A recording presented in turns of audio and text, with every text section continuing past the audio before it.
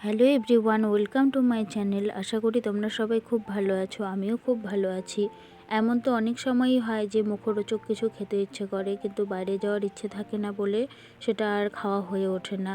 তো ঘরে থাকা কিছু উপকরণ দিয়ে খুব সহজেই চটজলদি যদি বাড়িতে কিছু বানিয়ে নেওয়া যায়, তাহলে বড়রাও যেমন খুশি হবে, তেমন ছোটরা তো এতটা খুশি হবে আর বলার মতো নেই।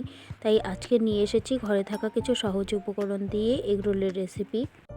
আমি যেহেতু 3টে এগরোল বানাবো, তাই পরিমাণ মতো 1.5 কাপ ময়দা নিয়ে একটু নুন দিয়ে তা মেখে নিয়েছি। এবার ভেতরে স্যালাডটার জন্য একটু গাজর, একটু পেঁয়াজ, ধনেপাতা, শসা, লঙ্কা কুচি, একটু বিট নুন নিয়ে নিতে হবে।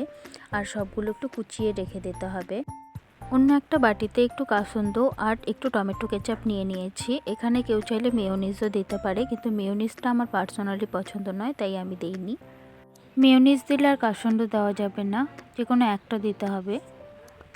এবার যে ময়দাটা গুলি করে রাখা হয়েছিল, সেখান থেকে এগরোলের সেই রুটিগুলো বেলে নিতে হবে।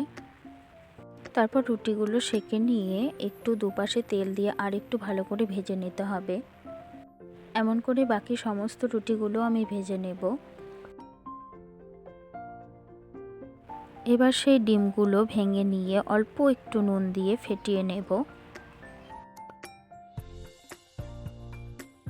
তারপর একটা কড়াই গরম করে সেখানে একটু তেল দিয়ে তার মধ্যে সেই ডিমটা দিয়ে দেব।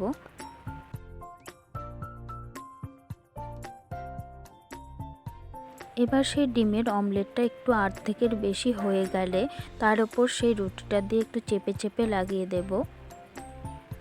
এবার ভালো করে আবার দু পিঠ সেঁকে নেব।